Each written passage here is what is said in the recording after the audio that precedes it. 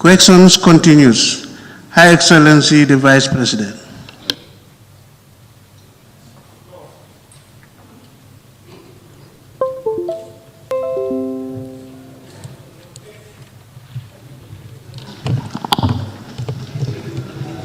Please, I will come here. Thank you, Clerk.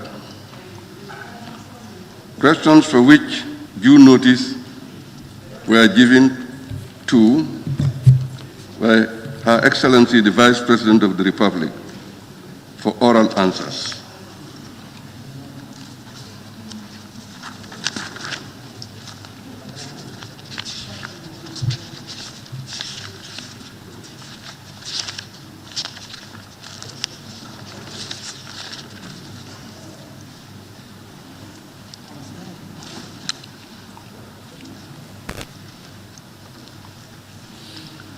Question number 082-2020 by Honorable Member for Brikama South.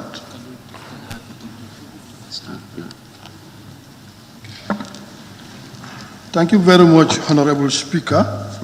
Vice President, you can take the podium.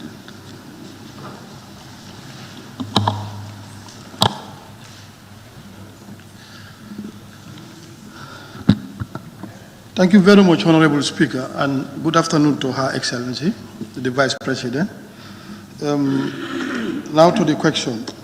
Honorable Speaker, can Her Excellency, the Vice President, inform this August Assembly when will the street lights be provided in Brikama with the Wi-Fi and CCTV camera as promised by His Excellency, the President of the Republic in 2017? Thank you very much.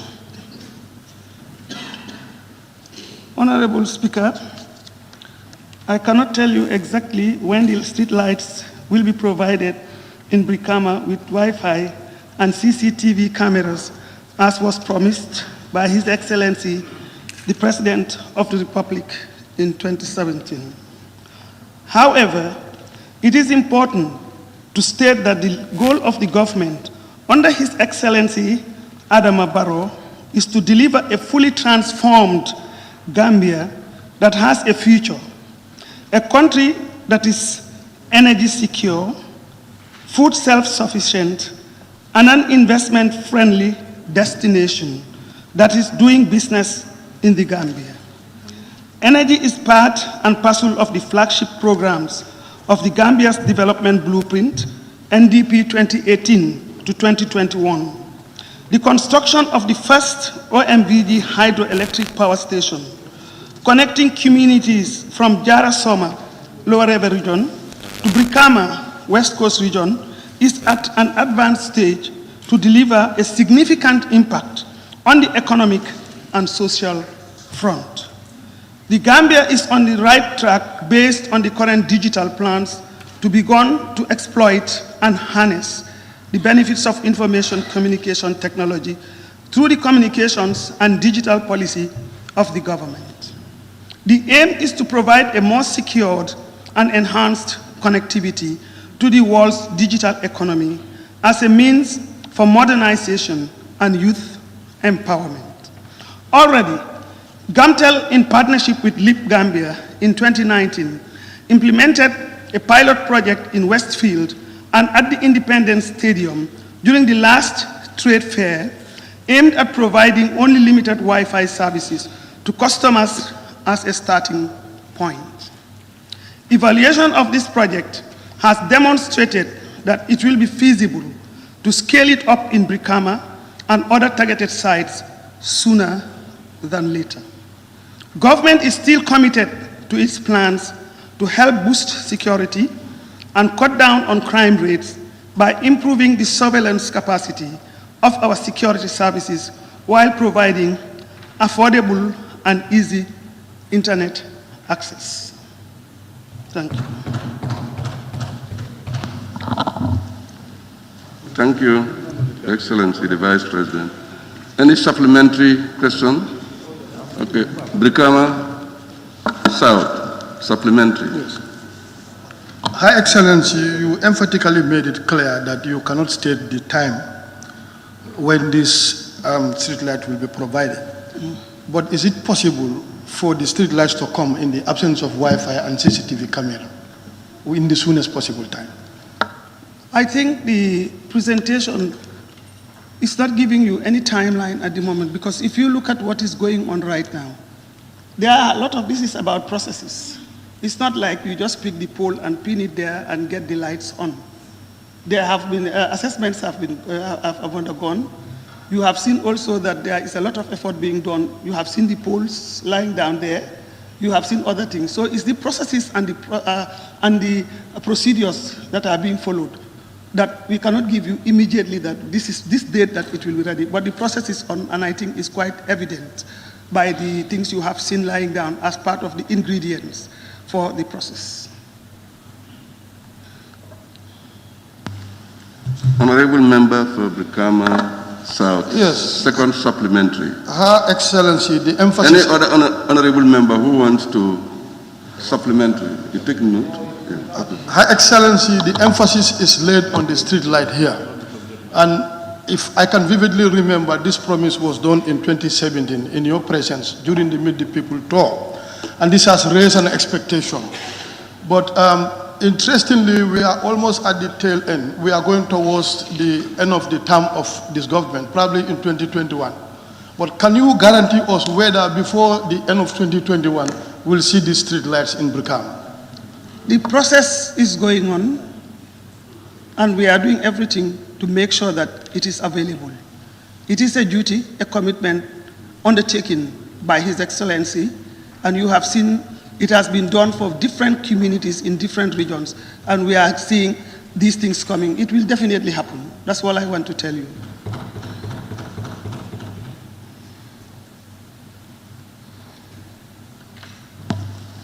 Thank you. Honorable Member for Nyamina East, supplementary. Yes. Thank you very much, Honorable Speaker. Honorable Madam Vice President, something that was said in 2017, and the government cannot still define the possibility of such. In your view, don't you think this is just a campaign propaganda to capture political points? Thank you for that question. I think I just want to tell you that we are all in it together. It is not about campaign, it's about the right of citizens under any regime to provide these essential services and commodities for the public to enjoy. And that is what the President, His Excellency, is very much aware of. That is why it is part of the National Development Blueprint. It is also part of the policy that we have to make this available to everybody, irrespective of where you belong. Light does not belong to any party. It belongs to the rights of Gambians to have. He is going to do it. He is working on it. And remember, getting these things put in place requires processes, and that's what he is doing. By 2021, you will see a different Brikama. Thank you very much. Honorable Member for Nyamina East, you are entitled to one question supplementary.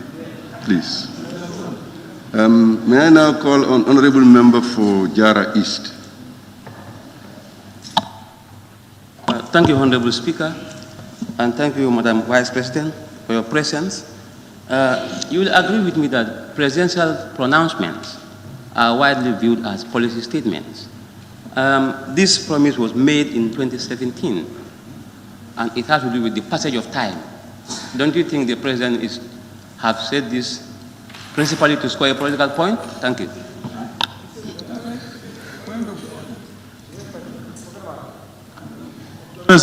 Observation. Honorable Speaker, can I rise to the order? Yes. Yes, because I think supplementary question is to elucidate the original question. Somebody asked the same question, he repeated the same question. I'm reflecting. But what is order 43-2, yes. What if the question is not properly answered and the party will clarification on that? Okay.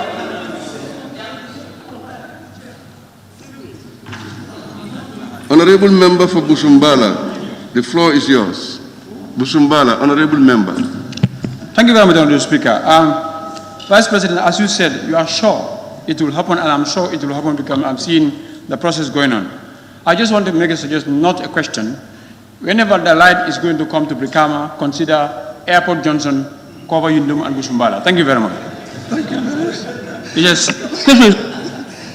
Thank you. Honorable Member for Busumbala, is that a suggestion or supplementary? Or a statement? Yes, it's a statement for them to consider my area. That is not allowed. You are Thank not allowed to make statement, but supplementary question, please. With due respect, Speaker, thank you very much. Speaker, it's my...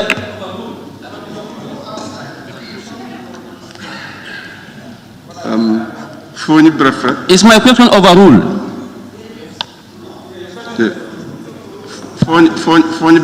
Thank you, Honorable Speaker.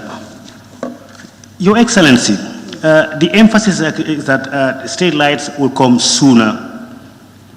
But would that intention be backed with a sustainability plan? Because state lights, from experience, has created a lot of burden on the councils and NAWEC, and that they ended up being unsustainable, and a lot of them could not function as expected. Would this plan to bring them include any sustainability plan? Thank you very much. I am very sure that those that are responsible, the technical people, those who are responsible for bringing in that have considered all those things within the plan. Seeing the fact that electricity, energy is a very important commodity for the business sector, important commodity for hospitals, important commodity for everybody. It's a right. I think once it is brought in, all those aspects will be taken into consideration.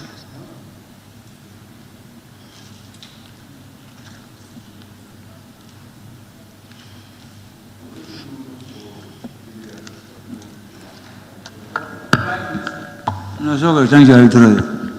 Withdraw.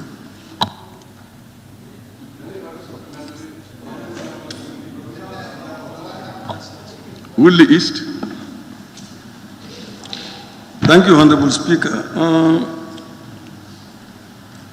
Honorable Vice President, as you said, it appears this project of street lights for Brikama is contingent on the project that is providing electricity from Brikama to Soma. In the plan, is there anything in the plan that would extend renovating street lights along this highway up to Banjul? Because as of now, when you are used to using this road, you know that all the lights from here to Westfield are spoiled. They are not working anymore. Will the plan include refurbishing the already established street lights? I'm sure from here to Brikama? Yes. Thank you very much. It will take account of that. It will take account of that. There is a master plan that is going on, as you said, is contingent on the Brikama to Soma, and also when you were talking about the infrastructure that is currently being planned to be undertaken even before the OIC. All these are matters of plans that have been put in place that will transform the Gambia in a way that we will present ourselves to the global world that we are ready for the OIC. Thank you. Thank you very much, Excellency the Vice President. We move to question number... If the seven are not exhausted, I have the question. Oh, you want to ask a supplementary? I didn't see your tab. Okay. Okay, then go ahead with your supplementary, please. One supplementary. Yeah, thank you very much, Mr. Speaker. Madam Vice President, the poles that are lying there, are they specifically for Brikama or for an extension? The poles that are lying there are meant to be used for the electrification work. Remember, when you have commodities, you have to look for places to store. And just where you saw those poles lying down, you have one of the biggest depots within the region that is hosting them, meaning that it is lying in the space that it is needed for movement. So those poles are there because you have the center there, and they're going to be moved sooner or later. This shows you that the process is going on. Thank you. Question number 083-2020 by Honorable Member for Banjul North. Would Her Excellency the Vice President explain to this August Assembly the quantity of food distributed so far and how the money was acquired to fund the relief package? Thank you very much. Honorable Speaker, so far as at the 1st of July 2020, the actual amount of rice, sugar, and oil dispatched to the regions were 236,269 50 kg bags, 237,189 50 kg bags, and 71,416.5 20-liter gallons, respectively. On the distribution to the beneficiaries, a total of 194,292.5 50 kg bags of rice, 194,292.5 50 kg bags of sugar, and 151,105.5 10-liter gallons of oil were distributed. A total 163,603 households, that's 80%, as registered in the database hosted at the National Disaster Management Agency. A balance of 41,537.5 50 kilogram bags of rice, 42,896.5 50 kilogram bags of sugar, and 8,582.5 10 liters gallon of oil are yet to be dispatched. A balance of 29,220 50 kilogram bags of rice, 29,350 kilogram bags of sugar, and 8,474 20-liter gallons of oil are yet to be dispatched as the process is ongoing. The money acquired to fund the relief package is exclusively through the government of the Gambia budget sources, and a detailed elaboration of the process of how funds have been acquired is the prerogative of the Ministry of Finance and Economic Affairs to deliberate upon as the competent authority. Thank you. Thank you. Supplementary question? Thank you very much, Honorable Speaker. Honorable Speaker, would the Honorable Vice President, Her Excellency, inform this August Assembly whether she will endeavor to enable this Assembly to access that information in terms of the sources of the money, the details. And also, in light of the rainy season that we are in, would you endeavor to expedite the process of distribution? Thank you. Indeed, as you know, the mantra of this government is about transparency, accountability, and good governance.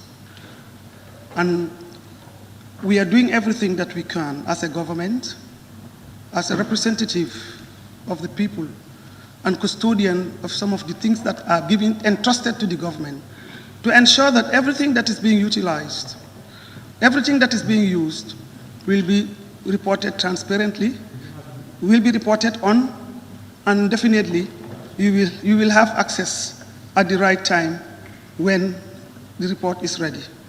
Because whatever we do is done diligently, accompanied by instruments of verifications and other forms of transparent processes.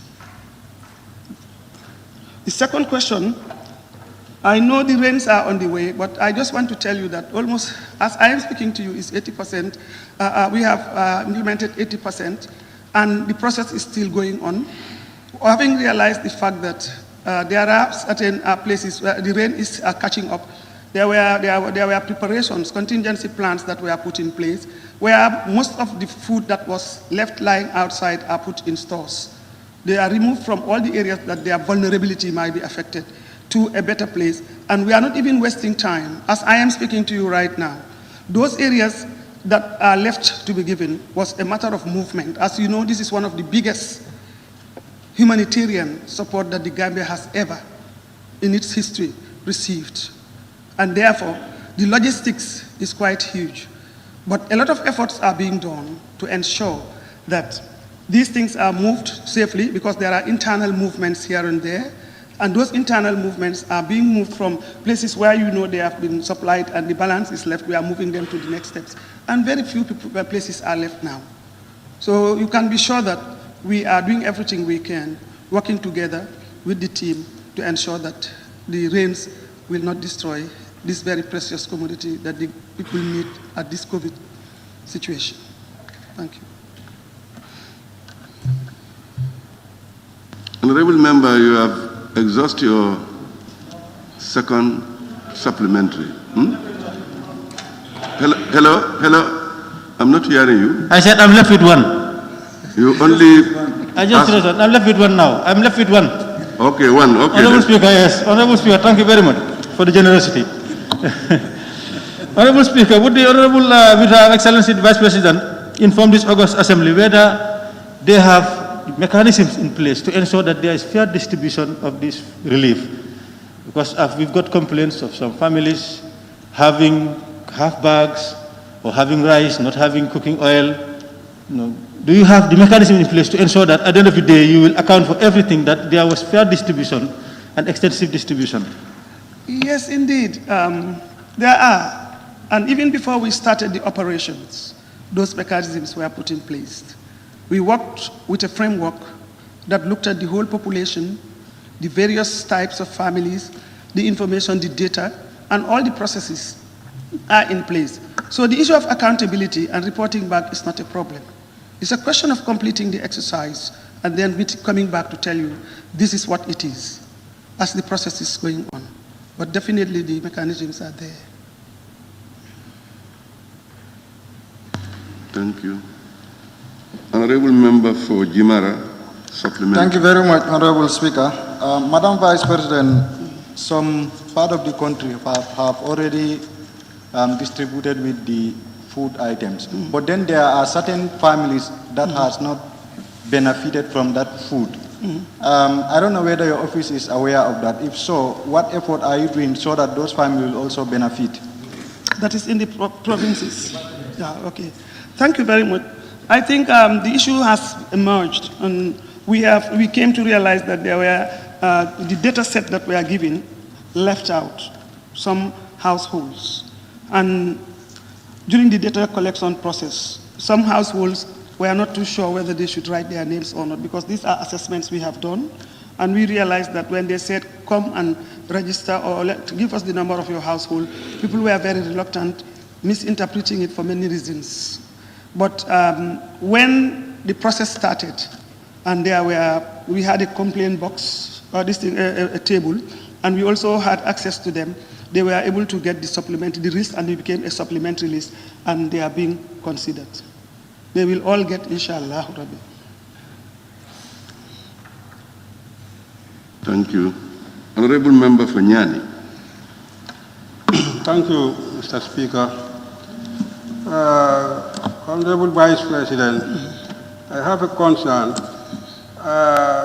As the distribution is continuing, some of the villages in my area don't have rice totally.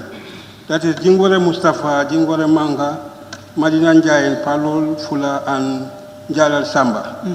And basically, some of the villages like Jingore, just last rain, there are some rain which have demolished some of their compounds, and maybe they are having their coupons, and those coupons will be even lost. So how soon will you try to distribute this rice and other commodities to those various villages. And in Kuntal ward, only Sukuta has oil. Apart from that, the whole of Kuntal, which is Kuntal ward, is about 86 villages. They don't have oil. Nyani Sukuta. Yes. They are the only They have oil, but the other rest of the other villages don't have oil, like Kuntal ward, which is about 86 villages. Okay. As I'm speaking to you right now, I think the matter was brought to the attention of the NDMA. I think you did that, or somebody. You did it. I did. Yes, and apparently it was not that they did not get their coupons. They gave them coupons. Yes. And you are saying that the vagaries of the weather have resulted in them losing. So the fact that you've called their attention, the systems we have in place will be able to trace it, and they will have access, they will get it. It was not those were not the only communities. There were quite a number of them. But as I said, there are internal movements going here and there. And those movements, you have to put all together. Now, when you come to Sukuta, the oil was the commodity that was scarce, and we could not assemble all of them together because we had to get people to bring them. And with the closure of some of the borders and all these things, it slowed down the process. Now there is oil. Oil is being pushed. It's not only in your area. All the areas that did not receive oil are now currently being received. That's why we are up to 80%. If not, we would have said we are almost 95 or 100%. So it is noted. We are following on it, and as I am talking right now, there are areas that are receiving all these supplies, and movements of oil is going to different regions. So it is going to be noted and emphasized more. We will follow it up. Thank you. May I now call on Honorable Member for Lower Salu? Thank you, Honorable Speaker. Vice President, what monitor mechanism that your ministry has or your office has to monitor on duplicate coupons about transparency and accountability? Because there are duplicate coupons given to alcalos. I don't know whether you are aware of it or not. Yes, if you understand the nature of the coupons, it's for accountability. If you come with your coupon, you take yours, and what it means with us. That's the mechanism. And we've been working with the alcalos because these are people who are key actors in this process. No, what I'm trying to tell you here is I have experienced it because I have given 2 coupons. The other one, Lamin Jawara, the other one, Valan Jawara. You know, and it's the same family members that has it. So, in the case of those issues, how do you retrieve the duplicate one, I mean? Did you use the coupon? We use only one.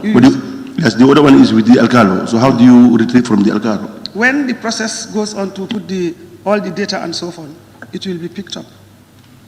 Thank you. Thank you. Honorable Member for Lower Fuladu West. Thank you very much, Honorable Speaker. Her Excellency, the Vice President, having received a lot of complaints from my constituency, what is going to be the fate of those villages in Lower Fuladu West who don't still have their ration at all, like Boiram, Joben, Dasilame, etc., etc. Thank you. Yes, stock movement is in progress, although there are challenges. But we have agreed the formula is very clear. All those villages, those households are going to get, all those villages will be covered. And at the moment, last week, Saturday, we had the whole team sitting down to assess where do we have the gaps. Because as we move, like I told you earlier, this is one of the biggest humanitarian response that we are giving. And we are reaching out to 100% of the rural communities. Means that we are facing challenges. But 80% is already accessed, so the remaining will be done. It's in progress, and it will be taken note of. Thank you. Thank you. May I now call on Honorable Member for Brikama North. Thank you very much, Mr. Speaker, Madam Vice President. If I get you right, so far 80% of the relief package has been distributed. Is it correct to say that that is equivalent to the percentage of the recipients? There was a formula that was driven out of this process. And looking at the database that is being used, because we're using digital recording and also feeding in the information. It has reached 80%. If you like, you can even click. When you click today on the database, you will see the level and the remaining. Yes, so it speaks for itself. It's very clear. The mechanism is in place, and I will urge you to get into those databases, and you will see for yourself.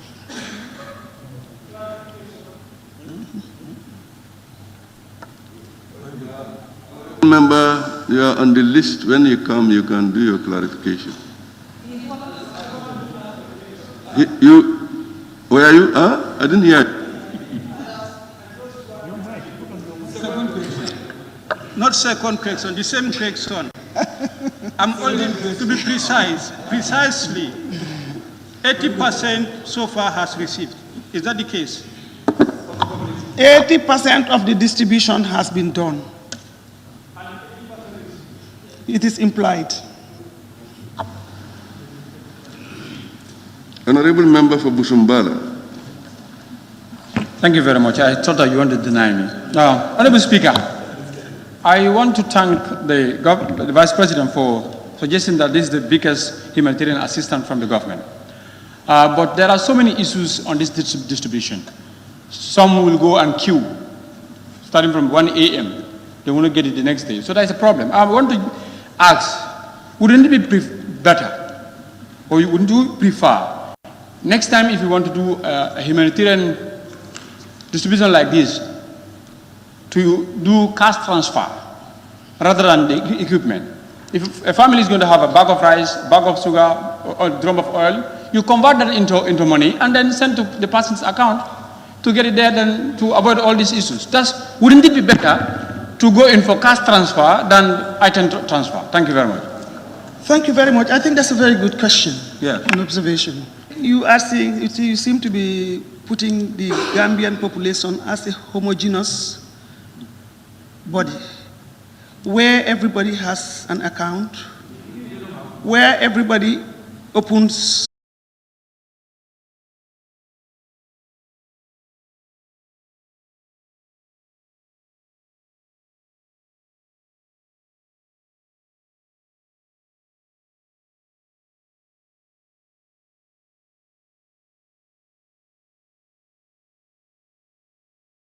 the questions that you have raised. The government has brought in both cash, because there is cash transfer that is being done now in response to COVID, supporting the government. There is food, sugar, and oil, which is very benefiting at all levels. And we pray to the Lord Almighty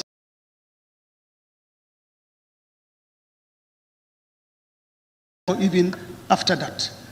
We are doing this because we are all caught up globally in an unexpected situation, a very sad situation. Let's not pray that it will be. And that is the reason why this government is giving everything it can and mobilizing, organizing to ensure that everything that is possible, the population will benefit. But everything that you think about.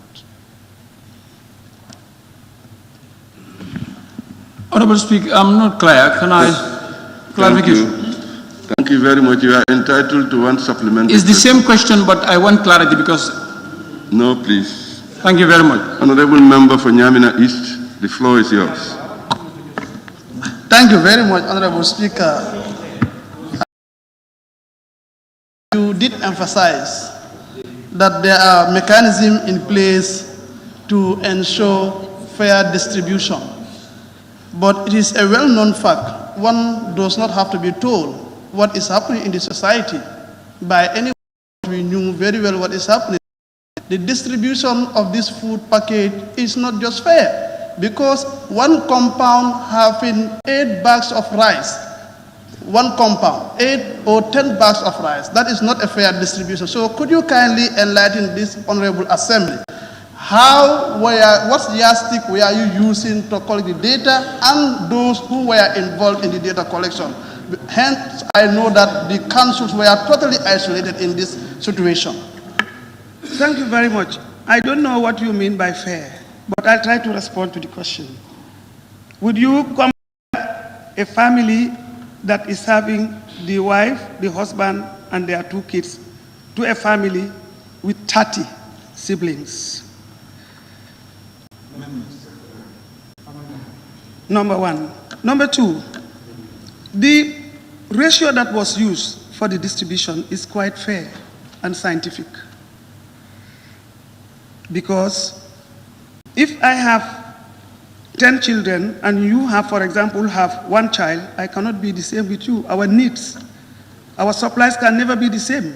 So what you mean by fair is, I don't understand, but we have been following a procedure that responds and resonates with the formula that we have applied. We try to target everybody according to your size of your household. You said also, the question is not completed. The people who were involved in the data collection.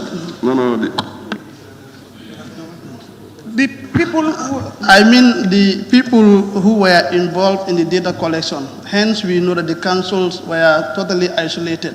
And what I mean by fair here, in a village, you are not fair to me. In a village, Honorable Vice President, in a village, others. Honorable Member for Nyamina East, please. The Vice President is seeking clarification. No, please. I think we stop there. Then let her answer my second part of the question. No, Honorable Member Nyamina East, let's stop there. I am saying those who were involved in the process. Yes, but I overrule, please.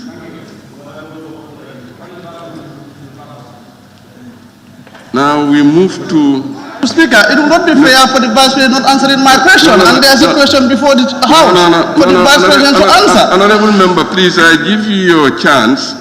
Okay. My question is not answered. Yeah, I give you a chance, please. I give you a chance, and then your question has I'm been not denying the point that you have given me the chance, but the chance that you have given me, the Vice President has not answered the question. Yeah, now, Honorable Member, please, could you please sit down? I give you a chance, and then your question... You ask your question and it has been answered. Please. Can we now, anyway, we now move to question number 084-2020 by the Honorable Member for Kiang East. Mr. Speaker, point of observation.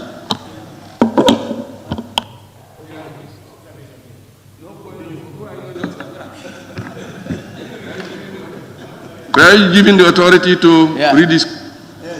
Okay, go ahead. Thank you, Honorable Speaker. Honorable Speaker, I'm not fairly treated. I must be given the right to be heard. I raised my hand, you did not call me, you did not make any ruling on my question. I need to be heard. Thank you, Honorable Speaker. Honorable Speaker, can Her Excellency the Vice President inform this August Assembly the state of preparedness for diaspora voting during the 2021 elections? Thank you. Your Excellency, the Vice President. Thank you very much. Honorable Speaker, since the declaration of the diaspora as the 8th region of the Gambia by His Excellency the President, His Excellency's government, through the Ministry of Foreign Affairs, has taken several steps to ensure meaningful contributions of the diaspora towards national development. Steps such as engagement of diaspora for their contributions into the new constitution, 3 Stake in the Nations Forum at Coco Ocean, national diaspora technical meetings, the most recent of which was held in early March 2020 at Kairaba Hotel. All these initiatives are geared towards engaging and encouraging the diaspora to partake in the developmental initiatives of the country. In order to galvanize impactful contributions of the diaspora, the Ministry of Foreign Affairs has appointed focal points in all its missions abroad to facilitate meaningful engagement of the diaspora outreach to partake into the craved agenda of the government.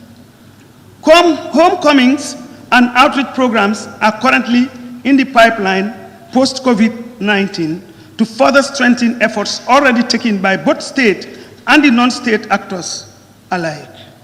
Voting in general elections is one of the many initiatives diaspora can contribute towards nation building and this government is fully aware of that fact. However, elections and the intricacies of general elections fall squarely under the mandate of the Independent Electoral Commission, IEC, and therefore believe that when time is right and all the necessary challenges can be dealt with, the IEC will advise government to that effect. I thank you very much. Any supplementary question to that effect? Very clear. Supplementary?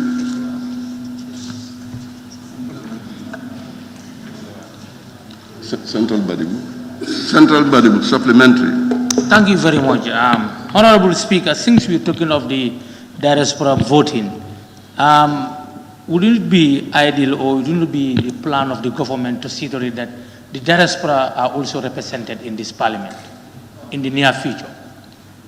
For the diasporan to be represented in the parliament, because we have seen it in Senegal where you have parliamentarians who represent the diaspora. Since we are talking of for them to vote, they can be also have right to be voted to be voted for. Thank you very much. It's a very important question.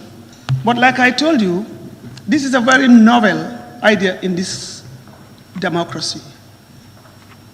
And like I told you, it is under the purview of the IEC.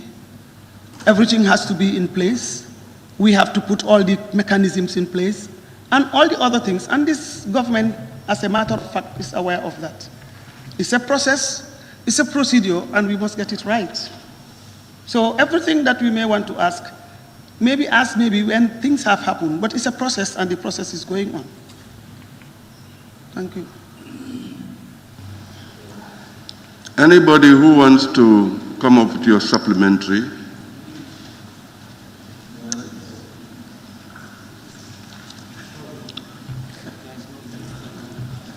No supplementary from any of the honorable members?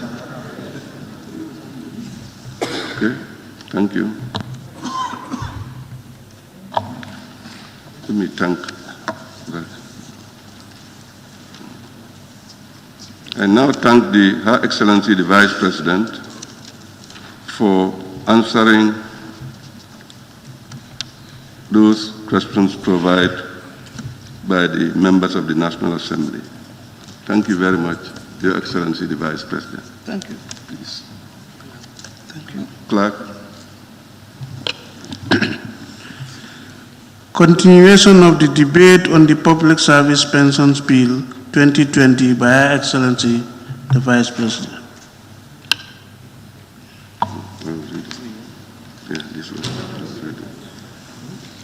Honorable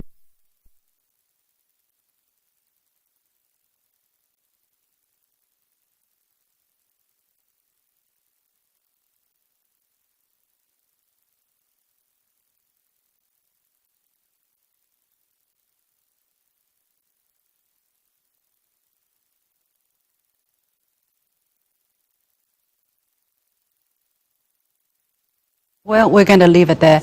Many thanks to my guests, Professor Cheng Hong joining us from Shanghai and Mr. Daryl Guppy joining us from Australia. And with that, we come to the end of this edition of The Point with me, Li Xin. As always, you can follow me on Facebook and Twitter using the handle The Point with Alex. Thanks for watching. You've got The Point.